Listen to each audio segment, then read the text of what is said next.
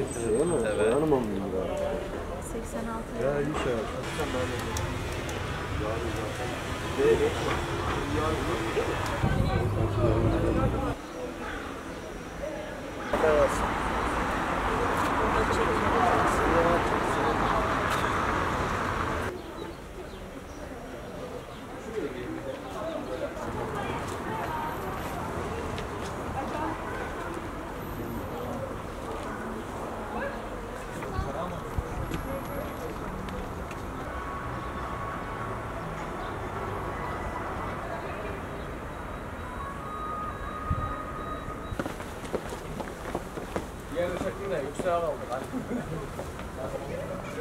Sağlığınız için maske yapın. Tamam arkadaşlar, içeri çok yoğun.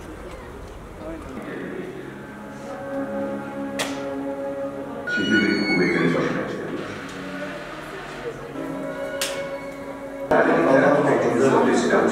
Havalandırma olarak kullanılıyor.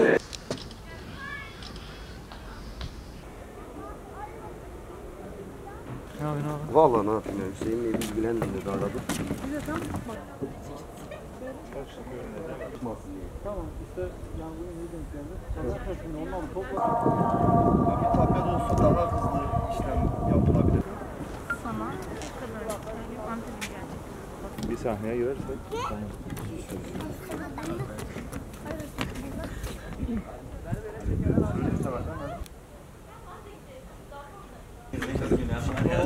Senin adam olsun. Fransa'dan hiç Macar'dayım. İzmir'in bir var. Hiç ben onu geldiği zaman aradım ha. Ben geldiği zaman aradım onu birkaç sefer. Bizim de şey kötü. Sonraki verdik. Özellikle gazi danışmanlığı.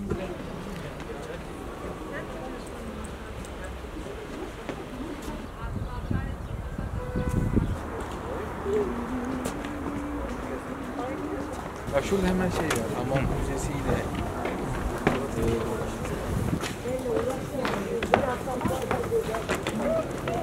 bir haftamı aldım. Bana git demiş. Bana gel dedim bana.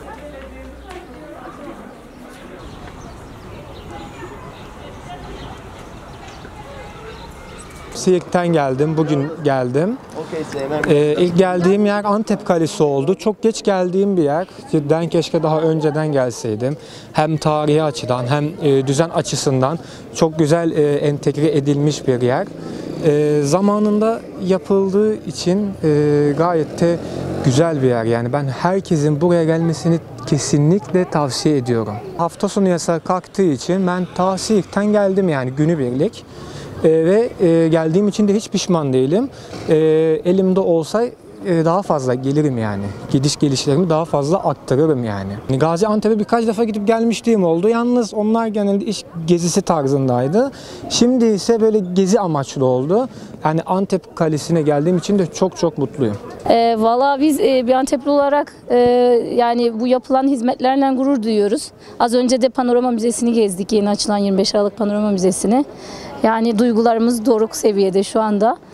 Gaziantep Kalesi'nde fırsat buldukça çocukları getiriyoruz. O manevi duyguyu yaşasınlar istiyoruz. Ya biz zaten iş başındaydık. Biz bir sağlık neferi olarak görev başındaydık sürekli zaten. Ama çocuklar yaklaşık bir yıldır evdeler. Hiç çıkmadılar. Tabii bu güzel günde fırsat bildik. Kendimizi sokağa attık. Hiç evden çıkmadım neredeyse. Evde çok sıkılıyordum.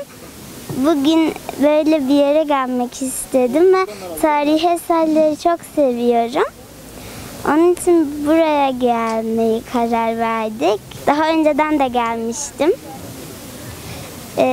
Daha önceden geldiğimde heykeller daha değişikti. Heykelleri değiştirmişler şimdi. 25 yıldan beri yurt dışındayım. İlk fırsatta da Antep'e geldim. Yurt dışı derken Hamburg'da kalıyorum, Almanya'da. Dediğim gibi ilk fırsatında da doğduğumuz, büyüdüğümüz topraklara geliyoruz, hasret gideriyoruz. Daha önce küçüklüğümüzde gördüğümüz yerleri görüyoruz. İşte çok değişiklikler oluyor. O yüzden yani. Ben pandemide de büyük bir fırsat yani. Çünkü yurt dışından da burada da bayağı biraz fark var bazı kısıtlamalarda. Onun için yani bu fırsatı bir değerlendirelim dedik yani. Bazı yerler gerçekten çok ilerlemiş, bazıları da olması gerektiği gibi kalmış. Özellikle bu kale tamam restorasyon olmuş ama yine evler falan yine eskisi gibi yani. O bizi o günlere götürüyor yani. Yani bir anda o anlarda özlem şey diyoruz yani. Ama modern olması gereken yerler de var tabii ki. İkisi yani iç içe girmiş. Antep'in zaten çekici ve cazip planı da o yani. Kendi şeyini kaybetmeden, özünü ve şeyini kaybetmeden dokusunu koruyor yani. Gelenek, görenekler olsun, dili olsun. O yüzden yani Antep yani çekici. Hem bizim için hem başkalar için yani. Turistler için de yani. Biz zaten çoktan beri gelmek istiyorduk. Bugüne nasipmiş. İçinde çok güzel gezecek yerler var. Müze olsun, kale olsun, manzara olsun. Çok güzel yer yani.